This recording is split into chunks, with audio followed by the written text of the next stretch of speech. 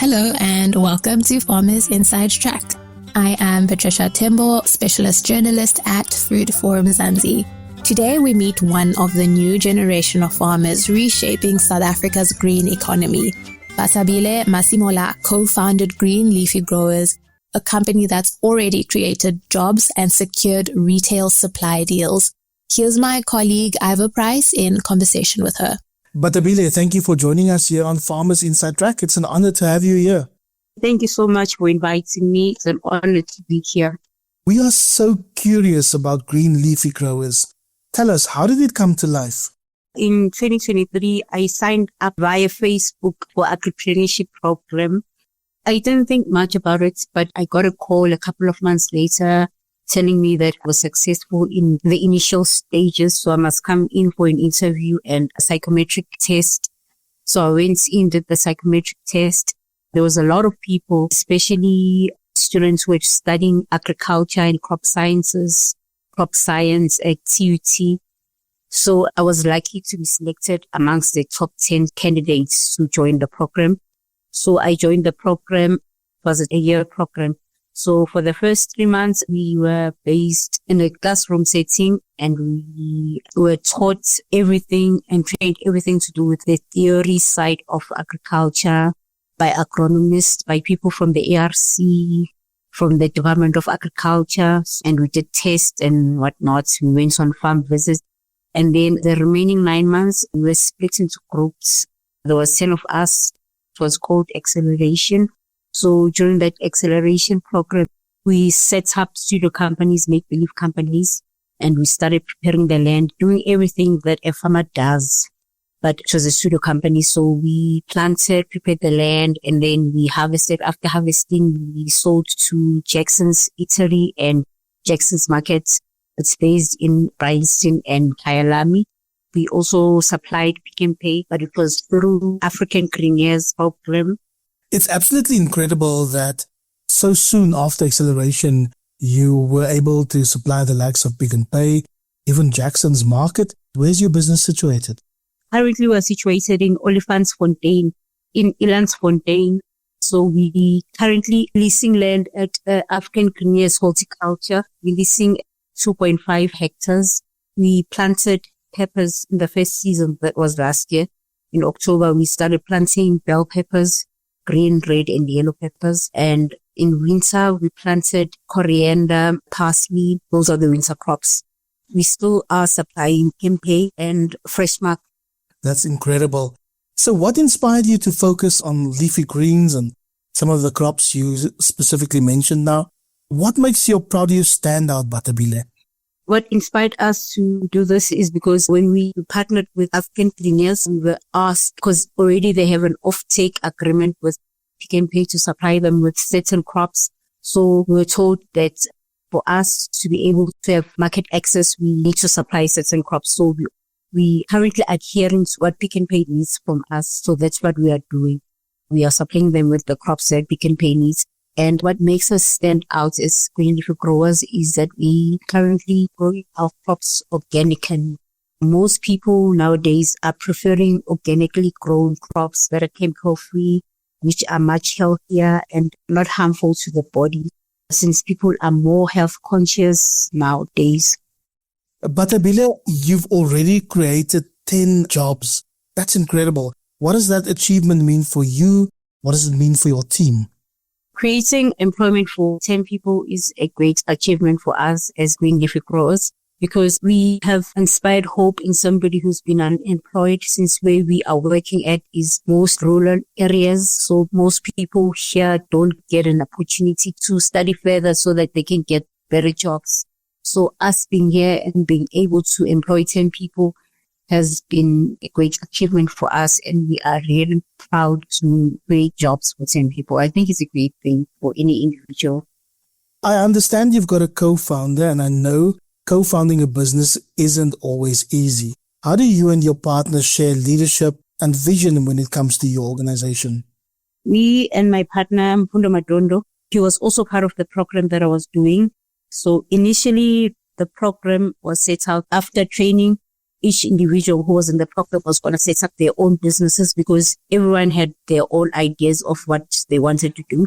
But as time progressed, after me and Fundo got close, after so many conversations, after working on the field and the classroom setting, we could see that our visions are aligned. So we decided to partner up. So he's focused more now that we are doing the actual business. He's focused more on the product side and operations of the business, and I'm more on the office side of the business. So I do most of the admin and he does most of the operations and the production side of the business. But I also partake in the production side because we train for that. But I'm more on the marketing, on the admin side of the business. It's always great when the roles are clear and everybody knows what they need to do and to contribute to an organization. Lovely to hear that, Batabile. What were some of the biggest challenges you faced when starting out, and how did you overcome them? The biggest challenge was funding, because after the program, the year program, we had to get on the ground to start planting in time for summer production. So we had zero funding. We still haven't been able to source any funding. So we've been applying. Funding has been one of the biggest challenges that we've had. But we managed to plant and to employ 10 people and to just keep it going. So I think a labor of love between me and my partner, and also the people, the wonderful people that I employed. Funding has been the biggest problem. Otherwise, everything else has been fine because the infrastructure that we leased is up to standard in everything else. And the support that we've been getting from African premiers, horticulture and African premiers has been great so far. But funding has been the greatest challenge so far. Besides the challenges that your partnership with Nedbank may have been instrumental in your success, how has Nedbank assisted you on your journey so far? Oh, Nedbank has been great. During the 12 months that we were based at African Premiers, they've been supporting us all the way. I think without Nedbank, this whole program wouldn't have been possible. I don't think I would be sitting here chatting to you about me having a business. Nedbank has been instrumental in everything that's happened. Me having a business with my partner, me being able to employ those 10 people. Nedbank has been just great. The reason why I am sitting here now chatting to you. You've managed to secure retail supply deals. What was the key to breaking into that market? So when we came here to lease land, one of the stipulations in our contract was that since we don't have global gap certification, which we need to be able to supply any market that we want, even export or locally, African Premiers is acting as our aggregator until we are able to get global gap certificate. So they've been helping us do that so far. We supply them, and through them they supply Pick n Pay and any other market that they have access to. But Bile, perhaps looking to the future, what is your big dream for green leafy growers? We want to focus on cultivating herbs and spices for both culinary and medicinal use, because I think it's an untapped market, spices and herbs, and it has potential to be lucrative. That's what we want to venture into. And we also want to venture into exotic produce, as we have many experts in this country. We want to venture into the niche markets to focus on that, because there's many people growing bell peppers. There's many people growing those produce that we all know and love, but we want to venture into a niche market, something that's untapped and something that most farmers don't usually venture into. And how do you see your continuing partnerships with the local communities in which you operate? Some of the areas suffer from great unemployment. Perhaps there are linkages there? Us being here has been a beacon of light so far, because besides the 10 jobs that we've created, I think people now are seeing a lot of activity going on where there was no activity before. And I think it's bringing them hope, because we were able to hire even more than 10 as casual workers. We were able to hire 20 more people besides the 10 people that we have. So we were able to hire 20 more people during our harvesting season. So I think bringing a lot of hope, and that's what happened. Perhaps in closing, do you have any advice to young South Africans who don't see farming as a career of the future? To young people, I think because now that the world is advancing technologically, by default, young people will be working in farming because now farming has advanced into the tech area. So we are using drones now. Robotics is also incorporated into farming. So young people are now studying AI and technology and also robotics. So by default, they will be working on farms because farming is not all about the dirt and the hard labor. But now there's precision agriculture and smart farming, which needs precision agriculture specialists, data analysts, AI agronomists. So young people will be venturing into farming because farming will never be absolute. So people will always need food. So I think young people by default, even if they are not thinking of doing farming or it's not in any of their plans to do farming as a career, but they will be in farming by default because of the way the world is now of the robotics and AI.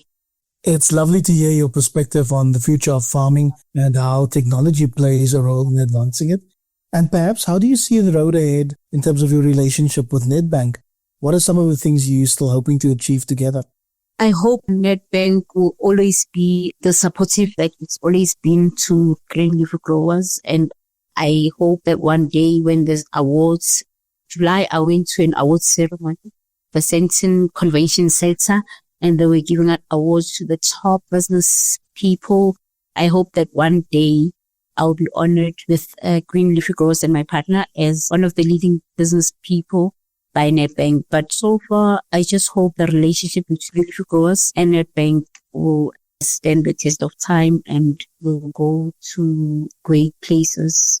Patabile, thank you for joining us here on Farmers Inside Track.